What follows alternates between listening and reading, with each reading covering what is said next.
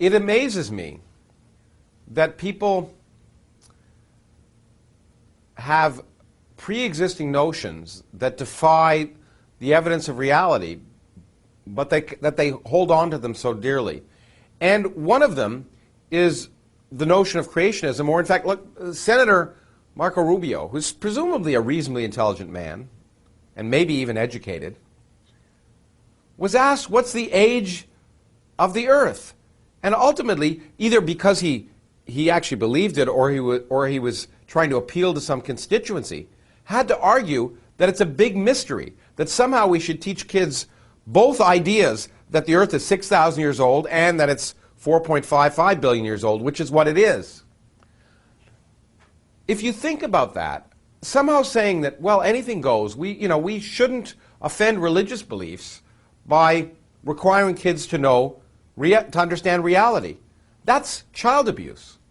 And if you think about it, teaching kids or allowing the notion that the Earth is 6,000 years old to be promulgated in schools is like teaching kids that the distance across the United States is 17 feet.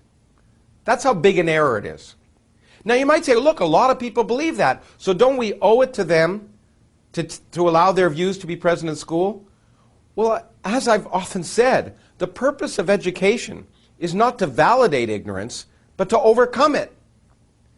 50% of the people in the United States, when we probe them each year with the National Science Foundation, think that the sun goes around the Earth, not that the Earth goes around the sun. When we ask the question, we provide the question, the Earth goes around the sun and takes a year to do it, true or false?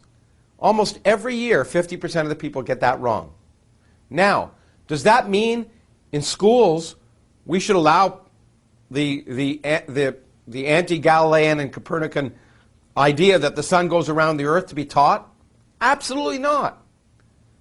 If in fact, the very fact that people don't know that, and the very fact that enough people are willing to somehow believe the Earth is 6,000 years old, means we have to do a better job of teaching physics and biology, not a worse job. The last thing we want to do is water down the teaching of biology because some people don't recognize that evolution happened.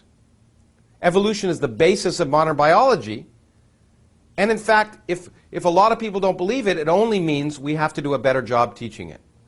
So once again, I repeat, the purpose of education is not to validate ignorance, but to overcome it. And to overcome a situation where a United States senator can speak such manifest nonsense with impunity is vitally important to the healthy future of our society. Technology and biotechnology will be the basis of our economic future. And if we allow nonsense to be promulgated in the schools, we do a disservice to our students, a disservice to our children, and we're guaranteeing that they will fall behind in a competitive world that depends upon a skilled workforce able to understand and manipulate technology and science.